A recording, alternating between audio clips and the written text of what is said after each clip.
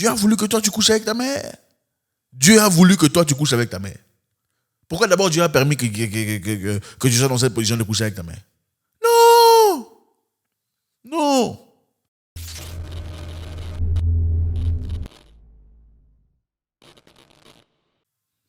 Un homme doit être prêt à être incompris, prêt à être rejeté, prêt à être douté, prêt à être vilipendé pour une raison, pour ses valeurs, pour ses idées, pour son concept de vie, pour son progrès, pour son héritage de ses parents. Un homme doit être prêt à mourir pour quelque chose. Oui, je le répète, un homme doit être prêt à mourir pour quelque chose. Si vous n'êtes pas prêt à mourir pour quelque chose, il n'y a aucune raison pour laquelle vous mourrez. Vous n'êtes pas digne de vie, et ce n'est pas moi qui le dis. C'est quel philosophe qui l'a dit encore, j'ai oublié. Un homme intelligent a dit, si vous n'êtes pas prêt à mourir pour une cause, vous ne méritez pas de vivre. Un homme ne vient pas sur terre pour commencer à quémander, mendier, suivre les gens derrière, pleurnicher, demander. C'est une maladie. Dans beaucoup de pays africains, vous trouverez beaucoup de personnes, beaucoup de mendiants en cravate. Les mendiants ne sont plus dans les rues en train de agenouiller, en train de demander, s'il vous plaît, aidez-moi. Les mendiants sont en cravate. Et voilà pourquoi il y a beaucoup de pays en Afrique ici il y a certains pays en Afrique ici qui souffrent. Les gens sont dans la misère, dans les difficultés incroyables.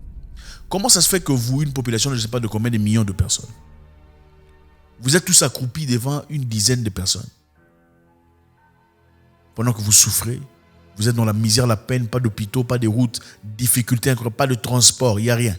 Mais vous payez les taxes, vous payez des trucs inexplicables, incroyables. Pour voyager, il faut payer. Pas seulement l'entreprise de voyage, il faut aussi payer des taxes qui sont complètement abruties. Combien de millions de personnes? Combien d'hommes y a-t-il? Un homme, c'est fort. Un homme meurt pour ses principes. Un homme meurt pour ses principes. Un homme meurt pour ses principes. Oui.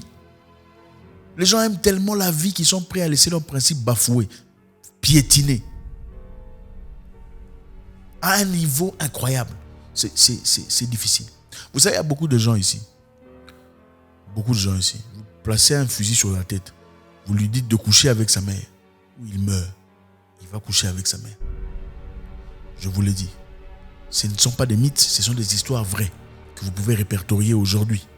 Des gens, on lui a placé fusil sur la tête, couche avec ta mère. Il a couché avec ta mère. Après, il dit, oh non, vous voyez, Dieu m'a sauvé, je ne voulais pas mourir, c'est Dieu qui l'a voulu. C'est Dieu qui l'a voulu. Dieu a voulu que toi tu couches avec ta mère. Dieu a voulu que toi tu couches avec ta mère. Pourquoi d'abord Dieu a permis que tu sois dans cette position de coucher avec ta mère? Non! Non! Non! Il y a des raisons pour lesquelles il faut mourir. Tu es quel genre d'humain? Tu vis, tu as couché avec ta mère parce qu'on a mis un fusil sur ta tête. Mais tu la regardes aussi comme ça, tu te dis maman. Tu es humain ou tu es un animal? Si quelqu'un gifle ta mère et qu'il est fort ou qu'il a des amis forts, tu fais comment? Tu dis non, il a giflé ma mère, je ne veux pas réagir parce qu'il est fort, il a des amis forts. Ou bien tu réagis. Tu te bats, qu'on te tape, qu'on te casse la gueule au nom de ta mère. C'est ça la différence entre les hommes. Il y a des gens qui vous disent, oh non, tu vois, stratégiquement, il faut se retirer d'abord, il faut attendre le moment opportun. Les héros ne font pas ce genre d'histoire. Un héros meurt pour les bonnes raisons. Mais les héros ne meurent jamais. Un héros meurt pour les bonnes raisons. Vous ne comprenez pas, vous allez mourir aussi. Comment ça? Même si vous protégez votre vie aujourd'hui, vous allez mourir. Voilà pourquoi il y a des raisons pour lesquelles il faut mourir dans la vie. Il y a des concepts pour lesquels il faut donner sa vie. Il y a des choses qu'on ne peut pas accepter. Comment on peut marcher sur vous comme ça? Comment on peut vous tirer, puis deux voitures entrent par des bousillent tout et vous restez en train de regarder? Oh non, il y avait deux voitures avec des gens avec des armes. Ils ont maté une centaine, des milliers des hommes. Où sont les hommes pour mourir? Où sont les hommes pour mourir? Où sont les hommes pour mourir? Un homme ne peut pas entrer dans ma maison et toucher mon enfant devant moi. Jamais. Jamais de la vie. Je n'attendrai pas la justice. Je n'attendrai pas les voisins. Je n'attendrai personne. Je mourrai pour mes enfants. C'est ça un homme. Ne me parlez pas de stratégie. Oh, il faut se replier. Ce sont les lâches qui ont des stratégies comme ça. Un homme a des limites. Quand vous atteignez sa limite, il n'y a plus de stratégie. Il y a une seule stratégie. Fight or run. Quand vous atteignez la limite d'un homme, vous touchez sa mère, vous touchez sa fille, vous touchez sa femme. Il n'y a plus de négociations, plus de réflexions, c'est la guerre. Maintenant, à vous d'être plus fort que lui. Avez-vous déjà vu une poule avec ses enfants? Une poule avec ses enfants, face à un aigle ou face à un chien. Une poule avec ses enfants résiste à un aigle. Il y a des animaux dans la forêt avec leurs enfants résistent au lion. Un buffle, je ne sais pas comment on appelle les buffles féminins, avec son enfant, fait face au lion. Toi, tu fuis. Oh, je me retire stratégiquement. Je ne peux pas. Tu n'es pas un homme. Tu n'es pas un homme. Tu n'es pas un homme. Une poule résiste. Toi, tu fuis. Parce que tu n'as pas la force. Une poule a quelle force devant un chat ou un chien? Yeah.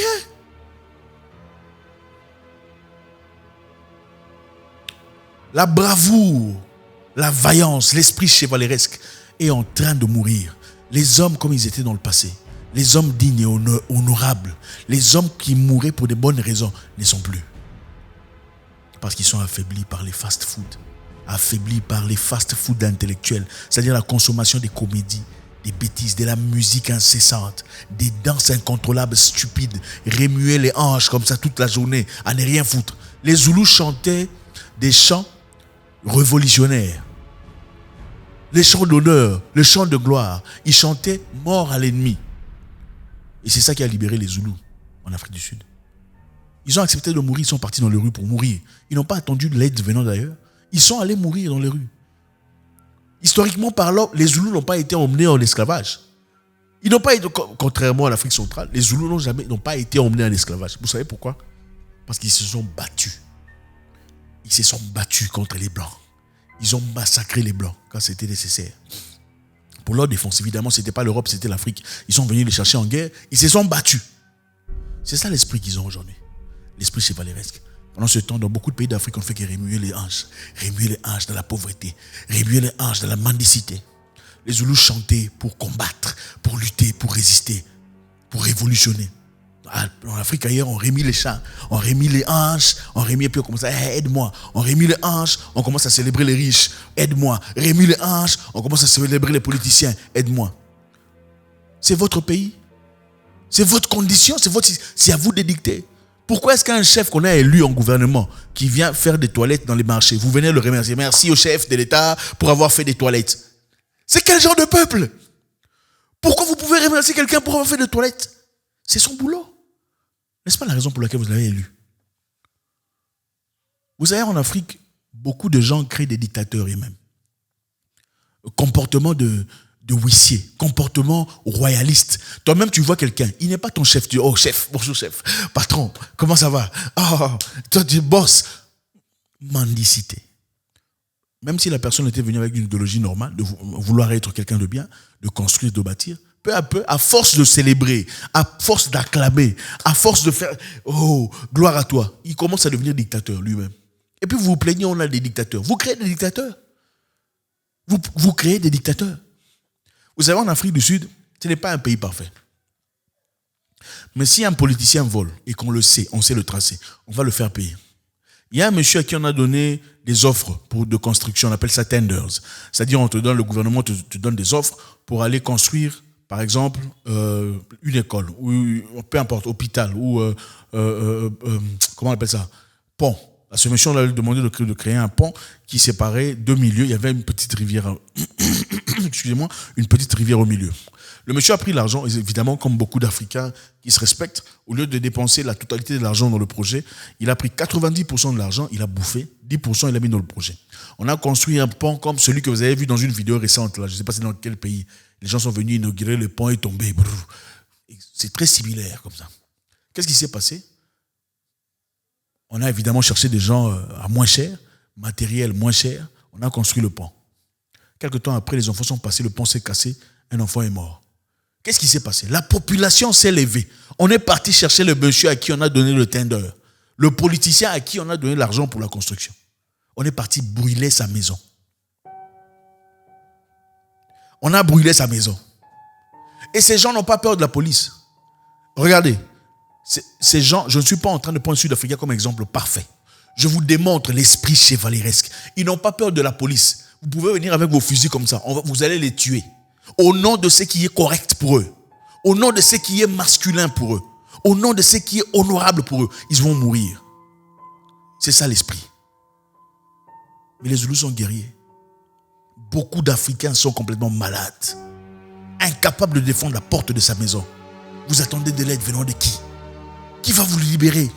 Vous pensez que quelqu'un au pouvoir ou en position de force va laisser tout ce qu'il a comme avantage, comme tout ça bénéfice, comme tout ça là pour venir t'aider toi? Ça ne se fait pas. Ce n'est pas possible. En fait, il y a des gens qui travaillent dans les parlements. Quand dans les parlements, tu reçois beaucoup d'argent, au-delà de 20 000 $, 21 000, 25 000 $, tu reçois à la fin du mois. Ok, pour t'asseoir là toute la journée à ne rien foutre, généralement, pour la plupart, à ne rien faire. Vous pensez quand je reçois 25 000 $ à la fin du mois, j'ai une voiture qu'on me donne gratuitement, j'ai une maison et des histoires, des coopérations, petites histoires à faire ici, faire de l'argent. Moi, je vais aller réclamer tes droits, toi, de la population civile. Pourquoi je mettrais ma position en moi en danger pour toi? Un homme meurt pour son honneur. Regardez les Palestiniens. Les Palestiniens se battent sans fusil. Ils ont des pierres. Peu importe leur guerre. Peu importe la nature de leur guerre. Ils se battent avec des pierres. Ils se battent avec ce qu'ils font. L'antifada. C'est-à-dire la guerre arrive au niveau de l'âme. Ce n'est plus comme on n'a pas de fusées. On n'a pas de bombes. On n'a pas de tout ça. On ne fera rien. C'est ça la différence entre les hommes. Il y a deux types. En fait, il y a deux catégories des nations. Il y a les nations qui dominent et les nations qui sont dominées. Deux catégories. Parmi les catégories des nations qui dominent, il y a par exemple les États-Unis, il y a l'Angleterre, la France, il y a les pays européens, enfin bref, vous connaissez. Les nations dominées, vous connaissez, les pays qui ont été colonisés. Parmi les nations dominées, il y a deux types. Il y a les dominés braves et les dominés couards. Les dominés braves sont comme les Afghans. Les Afghans luttent, ils se sont battus pendant une vingtaine d'années. Malgré le manque d'armement, malgré le manque d'outillage, ils ont résisté aux États-Unis. Peu importe leur guerre. Que ce soit une guerre de terrorisme ou pas, c'était leur terre. Ils se sont rassemblés comme une seule personne. Peu importe leur nature, leur concept de vie. Ce n'est même pas à nous de leur dire comment vivre leur vie. Ils se sont battus. Les Américains sont partis. Ils ne sont pas pleins disant « Oh non, on n'a pas des armes, on n'a pas des moyens de... » Ils se sont battus comme les hommes. Ils savaient que beaucoup mouraient. Mais certains continueraient la guerre. Et puis il y a le deuxième groupe. Les dominés faibles, les dominés couards sont ceux-là qui disent « Ah, on ne peut rien faire. Ils sont trop forts pour nous. Ah, on ne peut rien faire. On va rester dans la pauvreté. Dieu seul sait. C'est la volonté de Dieu. Prions seulement pour le pays. Prions pour les conditions. » Il y a des moments dans la vie où on ne prie plus. Il y a des moments dans la vie où on ne prie plus. David est parti en guerre. Jephthé est parti en guerre. Samson est parti en guerre. Il y a un temps pour tout dans la vie. Il y a des moments où on ne négocie plus. Il y a des moments où il faut aller en guerre. C'est ça la vie. Il y a des moments où on n'écoute plus les gens. Il y a des moments où on ne négocie plus. Il y a des moments où il n'y a plus de pourparler. C'est fini, c'est bon, ça y est. Il y a des moments où il faut aller. Vous ne pouvez pas rester en attente que quelqu'un vienne vous soutenir. En fait, les gens sont tellement devenus noyés dans l'intellectualisme. On a des concepts pour tout. On a des formules pour tout. Des explications pour tout. On tape ta mère, tu veux expliquer ça comment? On a touché ta fille, tu veux expliquer ça comment? On l'a déshabillé devant toi, tu veux expliquer ça comment? Tu veux justifier ça spirituellement? Ça n'a aucun sens. On fait appel à la masculinité. Appel que l'homme redevienne homme. Ce message est un message dirigé à tout le monde. L'Afrique entière. Chacun s'y retrouvera. Il y a des raisons pour lesquelles tu vis et tu le sais. Et tu es coincé depuis un temps parce que tu as des difficultés. Que ces difficultés ne soient pas beaucoup trop dures pour toi. Il n'y a aucune difficulté beaucoup trop dure pour une personne dévouée à aboutir à ses objectifs finaux. Voilà pourquoi vous verrez un petit chien battre un grand chien. Une petite nation à assujettir une grande. Parce que la grande est poltron, couard, peureux. Mais dans tout ça, c'est vous qui faites un choix. Les lâches, généralement, engendre des lâches. Si pas engendre, élève des lâches. Parce que le concept de vie est un concept qu'on donne du père à fils, selon les conditions. Les héros engendrent des héros, qu'on ne vous mente pas. Les gens vous diront, héros, c'est n'importe quoi, ce sont des justifications. Quand un enfant a grandi dans un village, il parle la langue maternelle parce que papa et maman l'ont instauré sur la tête.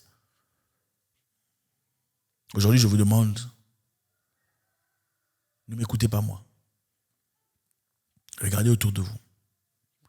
Regardez seulement autour de vous. Et écoutez votre cœur. Mon message pour vous ici, c'est ça. Aucune situation de la vie n'est beaucoup trop forte, beaucoup trop dure, beaucoup trop insupportable. Si vous allez à partir du sentier que vous allez traverser ce sentier. Les Américains disent, you don't know how strong you are until being strong is the only option you have. You don't know how strong you are until being strong is the only option you have. C'est-à-dire que tu ne connais pas ta capacité de résistance, tu ne connais pas ta force jusqu'à ce que être fort est la seule option que tu as. Choisissons d'être fort. Ne trouvons plus des excuses par rapport à nos conditions difficiles. À un moment donné, un homme décide et il fait. Donc, peu importe ce que c'est, tu cherches un boulot, tu as des difficultés de travail, c'est un problème de famille, fais face à la situation, regarde la situation. Tu peux gérer ça, fais face à la situation. Il y aura des dégâts, d'accord. Il y a toujours des dégâts. Dans chaque révolution, que ce soit nationale ou peu importe, il y a des gens qui meurent. Il n'y a aucune guerre où il y a personne n'est mort. Ça n'existe pas. Le problème d'ici, le problème des gens aujourd'hui, c'est que les gens ont peur de mourir. Peur de mourir pour leurs ambitions, peur de mourir pour leurs projets, peur de mourir pour leur vie, peur de mourir même pour leurs droits. Tu as peur de mourir pour ton droit. C'est de la lâcheté. Tu as peur de mourir pour tes enfants. C'est de la lâcheté. Tu as peur de mourir pour ta femme. C'est de la lâcheté, tu n'es pas un homme. Tu n'es pas un homme. Fais face à la situation. Examine la situation. Peu importe ce que c'est. Familial, commercial, amical, régional. Affronte la situation. Trouve une solution. C'est ce qu'un homme fait. Un homme, ce n'est pas les muscles. Un homme, ce n'est pas les fusils. Un homme, ce n'est pas tout ça là. Un homme, c'est la tête et le cœur. La tête et le cœur. Mais surtout le cœur. Parce que la tête, quelquefois, peut être lâche.